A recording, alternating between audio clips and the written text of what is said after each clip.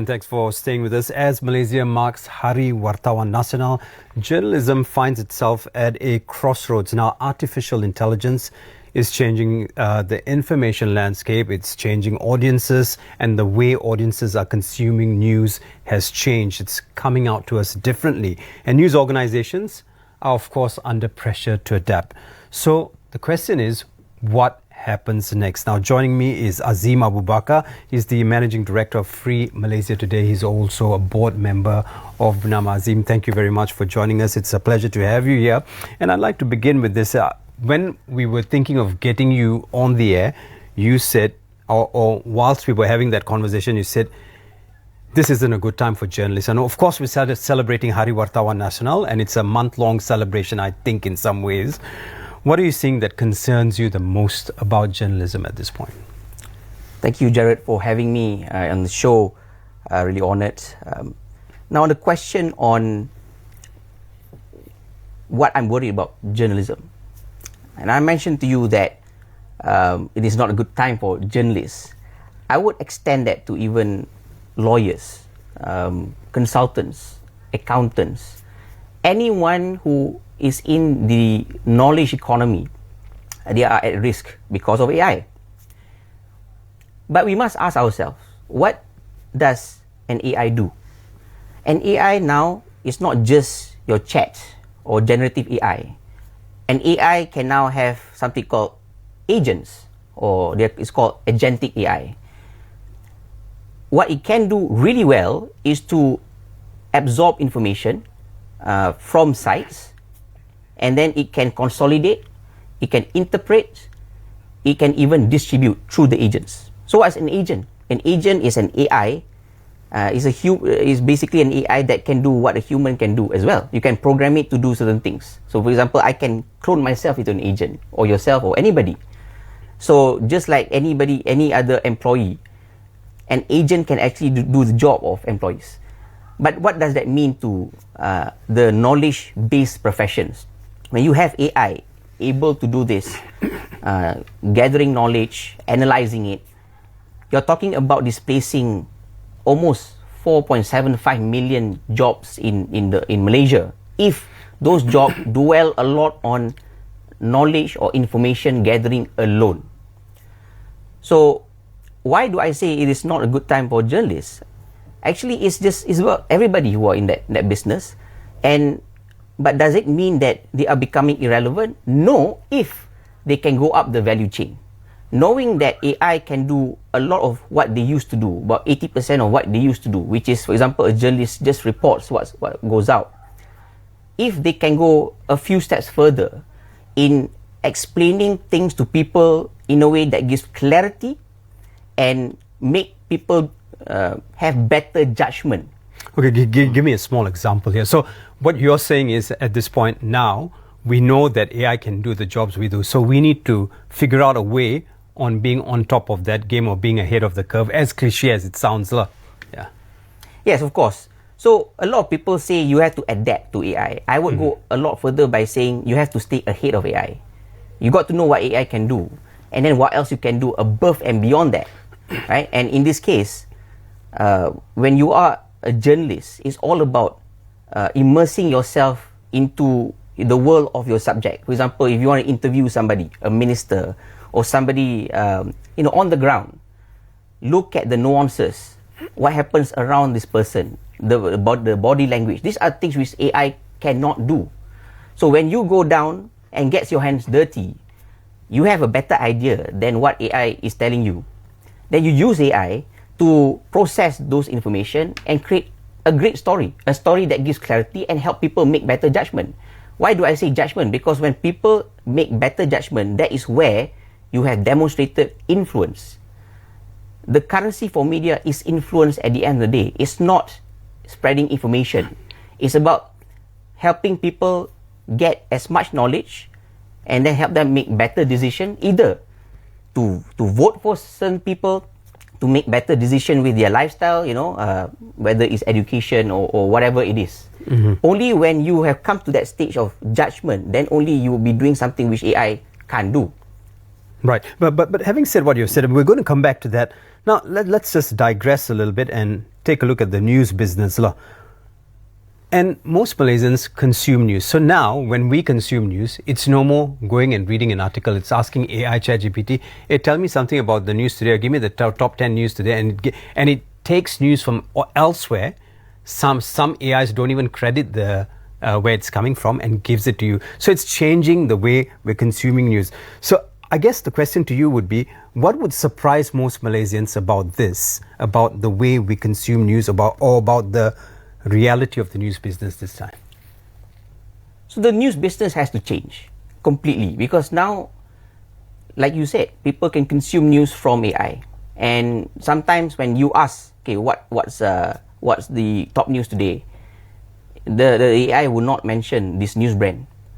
So it's not just about trying to report things and have AI carry what you say, but you got to look at the business outside of journalism or media. So I've spoken a lot about this, where I see that the future of media isn't really just about putting up knowledge anymore. It's about having other kinds of business outside. And take Bloomberg, for example. So Bloomberg is a news company, but then how does it make money? It makes money through data, right? It sells data. And you mentioned about the media business. Now this, I have to explain it a bit. I'll expand a bit on that. Mm-hmm. You see, the media business, which funds journalists, they rely on ads. So the traditional model of business is a media company will get journalists to produce content, and that content then generate eyeballs, and then eyeballs then attract brands to put up ads.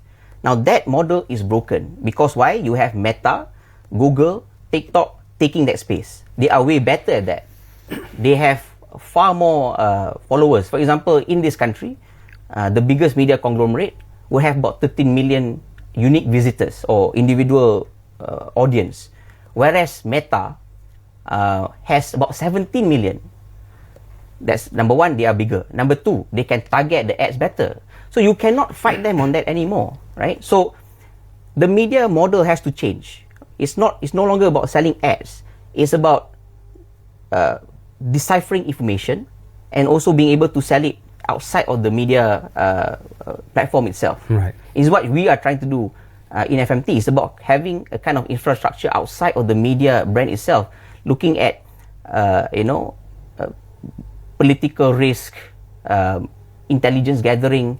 So these are the things which we can do instead of looking at just ads. Mm-hmm. Right? Don't try to fight with these guys, and be subservient to them. We got to be our own man and decide, how do we thrive in this age of AI and big tech. Well, what does this mean for the rest of us? Okay, for us in the media, this means a lot, the information you're giving. But for me, who consumes media on a daily basis, how it changed, the face of it, whatever you're saying, business models must change, the way we gather information is changing too. What does this mean for me, the man on the street, the Rakyat Marhain?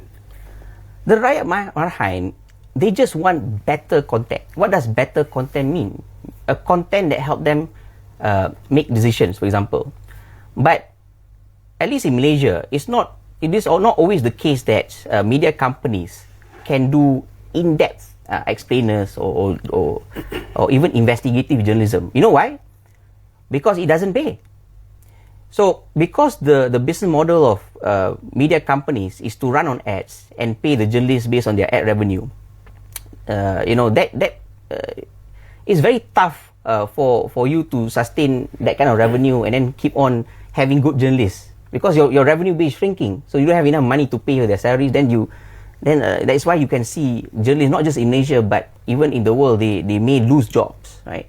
But when you ask what it means for people on the street, but if you don't rely on just ads revenue, you look at other ways of selling information. I give you an example. If your business model includes being able to share information, monetize from information outside the media ecosystem itself, like how Bloomberg is selling data, that would require what I call a super journalist skills, right?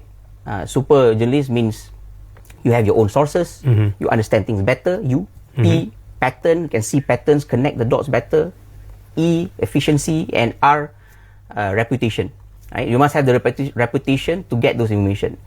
So once you change your business model, then you will have demand for high-skilled journalists. Then you can start seeing quality content, more quality content coming out there, like rigorous explainers. Actually, FMT is quite big on explainers.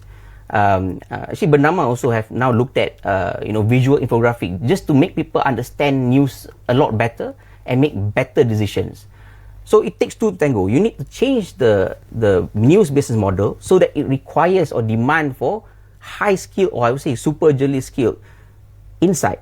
Then this super journalist will be able to put out better quality content to the man on the street and grab their attention instead of them only watching videos of cats. Mm-hmm.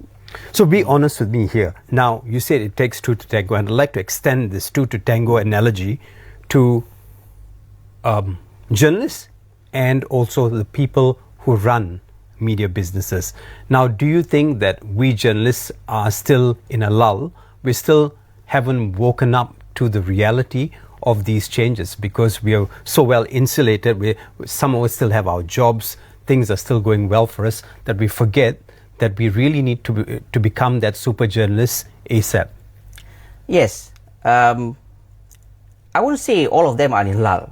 There are some super journalists out there, and I know them. And these super journalists you're talking about are people who have been in the business for a long time, and they see the realities. They know now how they can use the mind to move the machine. Yes. So what you see decades ago are journalists who actually have to go down to the ground and be able to immerse themselves in the world, as how I've described. And they tend to be the more senior journalists. But because you have information going around easily, in abundance on social media, I notice a lot of the younger journalists, they tend to just take from there and then just report it, right? They don't necessarily get their hands dirty. Whereas the older ones, I think they have seen this transition, and I think some of them still try to maintain that kind of skill, right? So when you say whether this group of journalists, they are, and if they continue to rely on that kind of work or do that kind of work, it is them that will be disrupted, right? Because then they would fail in getting quality content out in return to get attention or eyeballs, which then makes it very bad for business, for media companies to actually sustain them, right? So I would urge the older journalists who have done this to come back and train the younger journalists. Right, but I also see there's a little bit of a gap. When you say journalism, anyone who's working in journalism, whether it's doing radio producing or TV producing, elsewhere, say, "Oh, I'm not a journalist, I'm a producer," and somehow I think we're missing the point. In the end, you're still a journalist. You're still churning out material. You're still churning out news. You're still putting news on the table for people to consume. So whether you're a journalist in an editorial room or producer or an assistant producer, I think the skill set is the same. Do you think people at all these levels are seeing this now? The short answer is not really, no. You see, let's define the word journalism. What does it mean, right? Mm-hmm. So there are people who are in production, who handle the newsroom, the cameras and all that. So some of them say, okay, so sorry for it. Some of them, saya edit video je, kerja you cakap apa nak edit, saya edit. But these things are changing. As an editor, I need to be able to, if I'm editing videos, I really need to understand the storyline, and it's all about telling a story. In the end of the day, that's journalism. Yes. Yeah, brilliant point. So an editor, it no longer suffice for them just to edit videos, because AI can do that easily. What we require from people who edit videos or do our explainers, for example, now, is the understanding of stories and how to best visualize it. So, for example, in FMT, the people who edit those videos, we also train them in journalism. We make them understand stories in details, because their job is to try to comprehend the story as much as possible and be able to do it, to illustrate the graphics. Sometimes when you got to say you want to put out something alarming, right? So they got to start to put out, the red alerts. The color has to be different. But these are all this can only be done if you understand the story as well. You cannot always rely on people on the desk to actually explain this to them. So you ask whether they realize, not really, because things AI is moving so fast, and they have been editors who come to me, asking for jobs. But when I interview them, do they understand stories? Do they understand storyline? No, they expect a nice full storyboard for them to just take and visualize. It's no longer educate, because AI can do that. But that's behind the line. I mean, when you look at people appearing on TV, people who do the job I do, I guess that skill set is also changing now. For the best of us who are presenting the news, or we need to find a way to monologue more than read the news from a prompter. That when you have to deal with these realities as someone who's running a media house, how do you deal with these realities? Because in time you'll have to even cut jobs that way. Your best newscaster will have to go because they'll have to make way for AI. Yes, in a way, you see, you cannot be a one-trick pony. The disruption happens to actually one-trick ponies. Either you can only edit, for example, you can only write, or you can only present. That's the problem, okay? Because in the supply chain, AI can take one or two or three of this. What AI cannot do is to become wholesome and be able to do almost all of it. I'll give you an example. Let's talk about an issue. Now you have the Energy Transition Conference, and it's talking about transitioning from traditional energy, coal or petrol, to renewable energy. For example, nuclear. So you see speakers, I've been following it, talking about, we need nuclear. Do you know that we've been talking about nuclear for the past 4 decades and it never took off? Why? There are a few reasons. Number one is political risk, right? The politicians are afraid if they introduce this, they will get backlash. There's geopolitical risk. The US got to approve if you were to do this, or Russia. The big powers have to approve if you want to go nuclear. Then you got regulation issues. You got to make sure there are laws to govern, how to build the plant, the waste. Then you got the viability. So you have 5 things. So I went to, for example, Russia last year. I visited their nuclear plants. So I immersed myself in that world. And we all question, why hasn't Malaysia moved to nuclear? Correct. So I guess to answer that, our base reference point will be Chernobyl, and we'll say, that's happened. We are afraid this will happen. Yes. So that only comes with education and knowing the ecosystem and the political things surrounds the issue of nuclear. But does a journalist know that? So are they going to just report, this minister says nuclear must be done quickly? You must say, there's political risk that's under consideration. Will the PM announce it now? I don't think so. It's going to elections, because election is he cannot afford a hot potato topic to just drop. So these are the nuances which only a super journalist, a journalist that understands everything end to end, right? The issue surrounding it, the political risks surrounding it, is able to stay ahead of AI. And if this person is able to tell that story, we must have a journalist that is that sophisticated in order to be able to thrive. Then only, by the way, he's a presenter. By the way, he's a visual storyteller for the videos.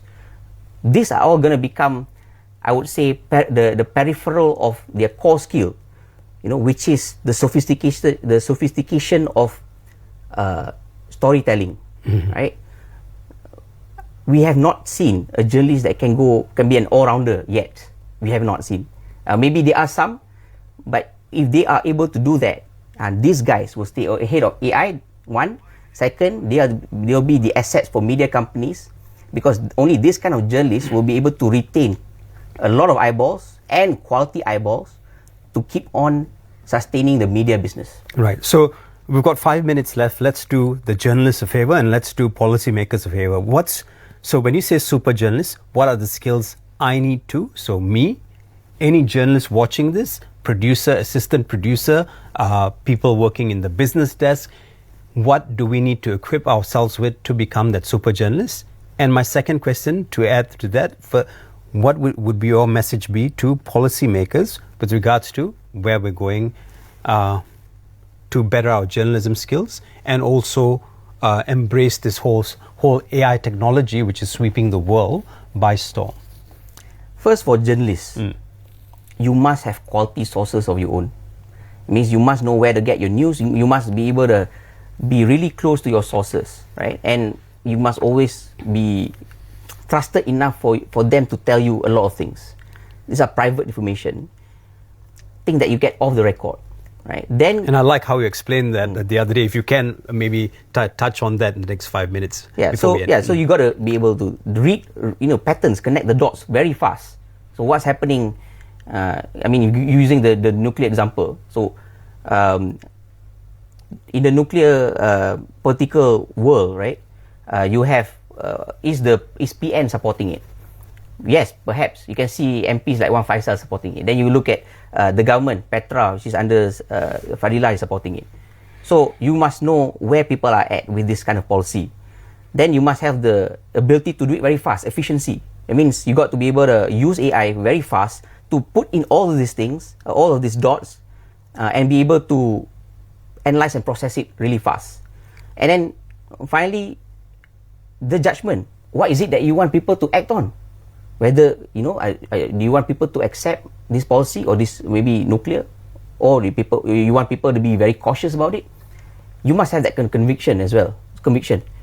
It starts with being able to create a judgment call in your content, and that judgment leads to action. If your content cannot reach judgment and action, that means you're still not there yet. Right? So that's what journalists have to do. If they can reach that, I think you'll be fine in the world of AI. Secondly, on policies, what the government can do. You see, the government has talked a lot about giving assistance to media companies, which is great. But the government or policymakers must unleash the super journalists, right? So there must be some kind of freedom for them to be able to tell their story. But at the same time, business model also have to change. Media companies must change their business models so that they can demand for this kind of skills. No longer relying on ads. Look at other ways of be able to monetize on information. Right? Think about becoming an information powerhouse. We are in a business of information, and it's all about trying to make the information more understandable by people on the street, thereby commanding their attention and making sure that the media industry as a whole is sustainable for the long run. Mm-hmm. And very quickly, this is a tip you gave us at the Havana conference the other day. When people say off the record, what do they actually mean? When someone you're speaking to, someone of influence, says this is off the record, how does a journalist need to process this? Off the record means giving context. It's all about making you understand the issue. You don't necessarily have to report it, right? But with better context, you will explain it better. So actually, it is the off-the-record thing that is so valuable, because it is this that make you report more accurately and give a better reflection on what's really going on. Well, with that, we'd like to thank you, Azeem. It was a pleasure having you here. Of course, all the best with what you're doing at FMT and also what you're doing for us here at Bernama as a board member of Bernama. We just spoke to Azeem Abu Bakar, who is the media strategist and also the big man at FMT, which is also a thing that brings us to Bernama, where he's always giving us information here at Bernama as a board member to bring us forward. Thank you very much for joining us right here on The Nation. Stay with us for more updates on Bernama TV. I'm Jared Rodham. Have a great day ahead. And of course, for big reads, go to bernama.com.